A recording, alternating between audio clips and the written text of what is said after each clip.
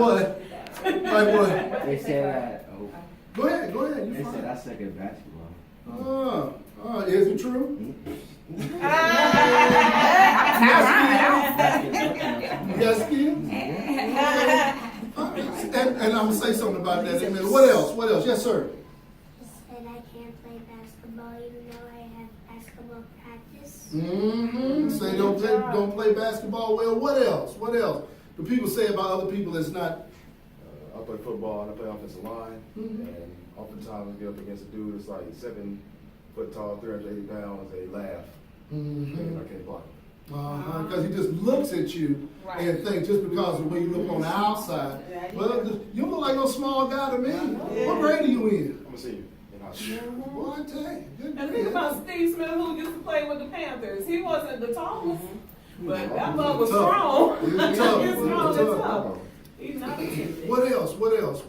Think of something else that people say about other people online. Stuff that you all have seen. What about stealing boyfriends? Yeah. Oh, see? Yeah, you hit it right there, you hit it right there. Stealing boyfriends and girlfriends. What are they saying? What are they doing? But I think in the middle school age, my daughter, they always say, "You're not my friend," or, that kind of stuff. They always like, "You're not my friend," And I was like, "What is that about?" Is it kind of like cliquish kind of thing? Yeah, You're not part of this thing. She's not my friend, or I'm like, Yeah, they switch friends out like they change shoes. yeah. Okay. It's unnecessary. I'm going to go for that. Yes, sir. They said you're not my friend because I can't play anything. And I wonder why do people do that? Why do people say things about you that's untrue? Why do they say why do they do that? Yes, sir. They have insecurities about themselves. Insecurity, there we go again. That's like the insecurity keeps popping up. Yes, sir. Ruin your reputation. Ruin your reputation. Let me ask, did you do something to try to make your reputation good? Yeah. Yeah. And just being you, who you are, you just cool all by yourself. You see what I'm saying? Just who you are. And that's what we were talking about when I was talking about David and Goliath. People will attack folks just because they admire who you are. Right. They want to be like you, and they're upset because they can't be like you. They're like, look, they can see that you, Yeah, and we're going to talk about that here in just a second. No, that's fine.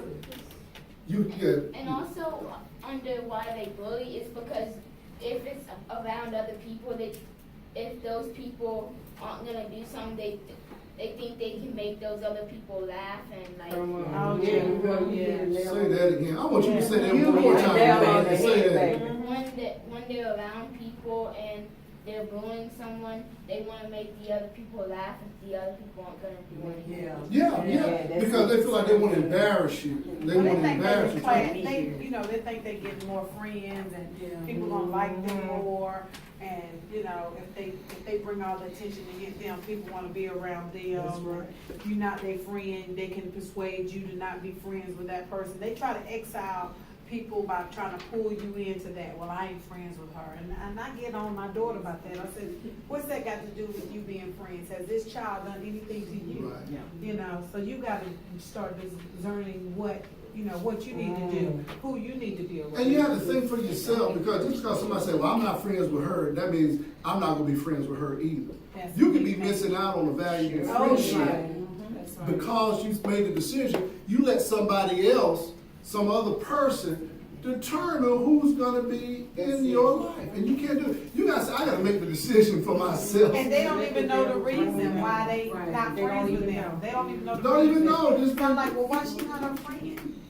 What's the reason? They internalize and hurt somebody. Yeah, that person. Today, for some reason or another, these young people, everything that's said about them, they internalize it. They take it to heart. And then they tried to harm themselves. I had one of my students committed suicide because he had red hair, freckles, big pimples when he left elementary school and went to middle school. And he was in the 8th grade, or had he made it to the 9th? I'm not sure. Just hung himself. Sister Patrick, I hear you loud and clear. Let me ask you all this. Some people, let me say this, then I ask this question. When you see somebody who's getting bullied and somebody keeps getting constantly dumped on and constantly beat upon or constantly just beat up, and not always physically, but just mentally too as well. When you see that, at some point, sometimes people get to a breaking point, and their breaking point may not necessarily be to lash out, but they may do something to harm themselves. And this is one reason why, when I was talking about cyberbullying, why you have to know who you are. And if you know who you are, you won't let the people intimidate you and dictate who you are. And I like is it Tyon? Tyon. I like what you said. You know who you are on the basketball court. You know, look, you don't have to be the next Steph Curry. You don't have to be the next LeBron.